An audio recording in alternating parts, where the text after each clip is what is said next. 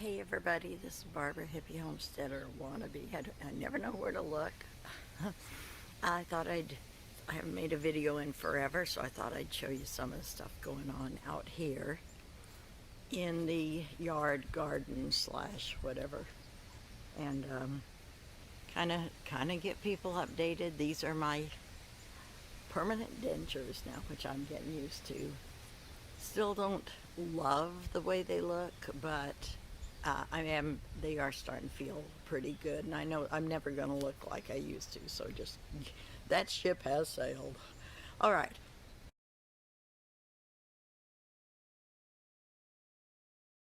Okay, so I'm out here by the chicken pen. This is my elder. Let's see if I can get out. Here's some pretty little close up to the blossoms, but let's see if I can show you the whole thing.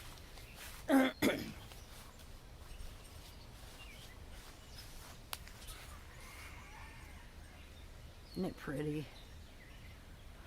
So I didn't know until this year that in the winter, like in the fall, you can actually cut these back to the ground and they'll grow up again. This is 2 years worth of growth. And so they have bloomed. Oh man, they're like frothy clouds. It's such a beautiful plant, and it smells like heaven. So anyway, I don't know if I'll harvest any of that blossom and do anything with it. I might just leave it for the berries and try to do something with the berries, because I still have tincture from last year. And I don't know. I may do something with it, who knows. Probably not though, because I'm going to have to make up my mind quick. Okay, this is my little herb garden. This is some kind of basil that's blooming, and I'm not sure, if you should probably stop basil from blooming, but I think it's kind of pretty. I've got down here in my herb garden, this is summer savory back over here. This is some kind of thyme, and this is some more of another kind of thyme down in there. This is, see, I got this freebie of these basil, different kinds of basils all mixed together, so I'm not exactly sure what my basils are. This is holy basil from last year. Oregano down there. This is Skullcap. I don't think I mentioned that. Got some Italian parsley here. A little more Italian parsley over here. And my lavender bloomed this year, which is cool. It didn't last year. This is a little bit of lemon balm back here. And I have been putting like a few leaves of lemon balm or skullcap and other things that are kind of healing herbs, and throwing them in my pots of soup and stuff too when I eat, so that they steep in it. I don't cook from the start with it, but I throw them in at the end. This down here is a walnut tree that I want to plant out at my country place. I'm having some success with Calendula this year, although I think it would be a whole lot happier in a bigger pot and spread out more, which is usually the case with most of my plants. This is some pineapple sage. And then got some broccoli over here. In this bed, down behind these marigolds, you can see I let a plantain go to flower. And down in here we've got some, I think this is Swiss chard. And then I've got a couple of bell pepper plants down in here. There's tomatoes that came up from last year, and they're cherry tomatoes. Another pepper plant, which I'm afraid these might not get enough sun, and so I may have to move them. This back, a little bit more Swiss chard here, marigold. This is some collards that I planted. I think they're collards from my own seeds, which is kind of cool. Here's another tomato. Now this one Look at this. We've got some tomatoes there. I believe that this is a San Marzano because those look like they're going to be paste tomatoes, don't they? Somewhere down in here there should be a marker, but my marker's all faded, so who knows. So anyway, that one's doing pretty good. It's happy. This is my little onion patch down here it's been too hot. And anyway, I still pick stuff out of here and use it. Got some dahlias here that I've never tried to raise dahlias, so we'll see if they bloom. These are all catnip. And then there's another tomato. I just kind of stuck my tomatoes wherever. This bed of huge blue-gray leaves is my kale that reseeded, and I think maybe I threw out some of my own saved seeds too. Trying to get some beans going here, and I'm wondering if I haven't gotten into some of that contaminated soil and contaminated products from the garden supply that people are talking about these days. Because I've had some kind of unexplainable little bad places. I mean, check out that leaf there on that. I think that's I don't know, like a Chinese cabbage or something that's gone to seed. We had a really cool, long spring, and then boom, all of a sudden, got a zinnia about ready to bloom there. That'll be my first zinnia. And then there's a little bit of broccoli over here. This thing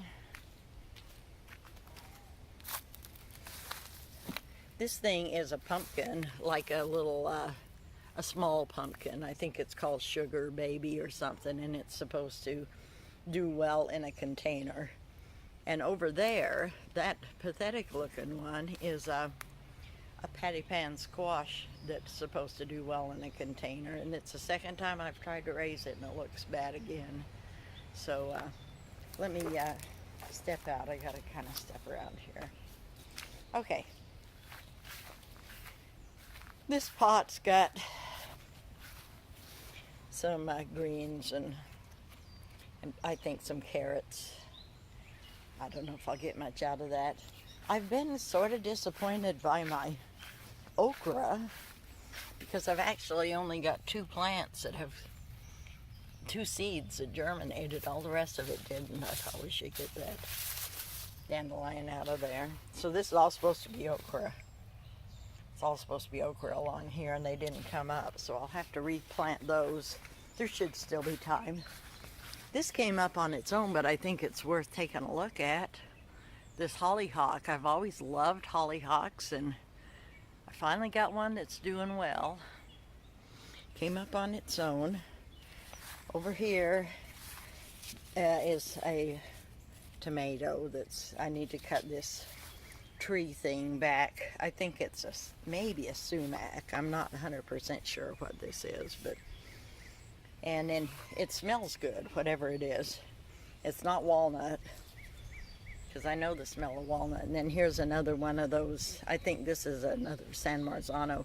I'm kind of impressed that they have like really stiff stems that stand up by themselves pretty well. This is my, what's left of my perennial kale, which is nicely going to seed. I don't know why they call it perennial. I guess because it lives through the winter in most places. But it's still just a biennial. It's going to go to seed the second year. And a couple more tomatoes over here.